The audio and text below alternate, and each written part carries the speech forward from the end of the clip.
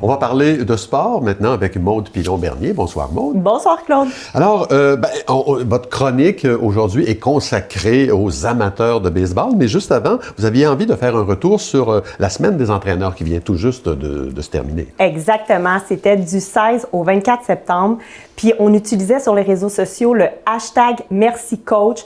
Donc tous les entraîneurs, tous les athlètes, toutes les organisations pouvaient se jouer au jeu, puis remercier dans le fond ces gens-là, ces intervenants-là qui sont tellement importants auprès autant de nos jeunes athlètes que nos athlètes espoirs ou international. Ça joue souvent un rôle de mentor, un exemple presque comme un parent. Puis ça change vraiment là, la différence là, pour la carrière d'un athlète. Donc c'est important de le mentionner. Puis je les remercie, puis vraiment continuer votre bon travail. Bien, on les salue.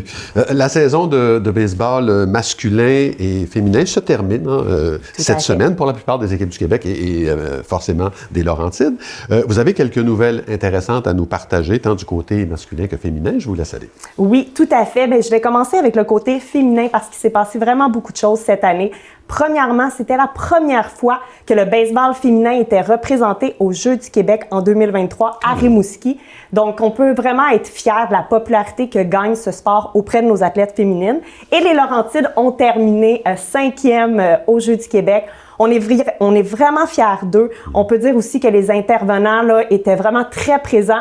On laissait les joueuses jouer à part égale. Ce fut du baseball de qualité. On peut vraiment être fiers de notre région. Formidable. On enchaîne avec les Rebelles.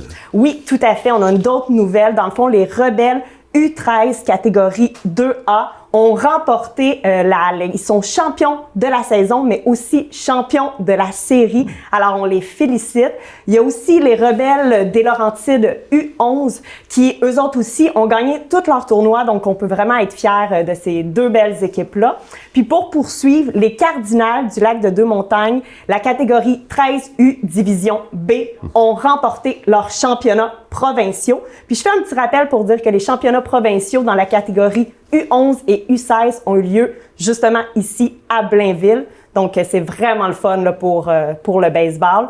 Puis, juste pour poursuivre en terminant pour le baseball féminin, je veux dire aussi qu'il y a eu les championnats canadiens. L'équipe Québec 1 et l'équipe Québec 2 étaient de la partie. D'ailleurs, Québec 1 ont remporté le championnat canadien et on avait des Laurentiennes qui faisaient partie de ces équipes-là. Puis, je voudrais les nommer pour les féliciter. Donc, dans l'équipe 1, on avait Élie Lasorsa-Godmer. On avait aussi Samuel Boivin. On avait Florence Breyer qui faisait partie de l'équipe Québec 1. Donc, on les félicite pour avoir remporté le championnat. Puis, dans le Québec 2, on avait aussi Saina Chevrier et Florence Baudry. Donc, un vrai modèle là, pour le Québec, là, pour la région des Laurentides, là, dans le championnat canadien. Bien, bravo. Dans la Ligue de baseball majeure du Québec, maintenant, les Cardinaux, qui ont vécu une saison forte en émotion. Faites-nous un rappel des événements importants de la saison. Tout à fait. Donc, premièrement, il y a eu la transition de Saint-Jérôme à Saint-Colomban. Donc, ils ont été 19 années à Saint-Jérôme et maintenant, ils sont rendus à Saint-Colomban au grand plaisir du maire qui aime beaucoup ce sport, Xavier Antoine Lalande. Mais aussi, il y a eu plusieurs choses à noter, dont le copropriétaire Christian-Marc Gendron qui s'est joint en 2022 à l'équipe puis qui s'est donné vraiment corps et âme pour pouvoir relever la popularité de ce sport-là. On se rappelle que Christian-Marc est chroniqueur musical à l'émission populaire Salut Bonjour. Donc vraiment, il a donné tout ce qu'il pouvait pour relever la popularité. Puis on est heureux parce qu'il y a eu plus de 3000 spectateurs qui ont justement suivi l'équipe tout le long de l'été 2023. Puis aussi, on souligne la retraite de Jean-Luc Desormeaux, qui est surnommé affectueusement Monsieur Baseball. Il a joué 381 parties avec le senior élite.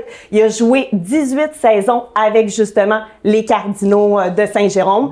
Puis, dans le fond, il y a eu beaucoup d'exploits. Il a été directeur de l'année dans l'organisation de la Ligue de baseball majeure en 2016.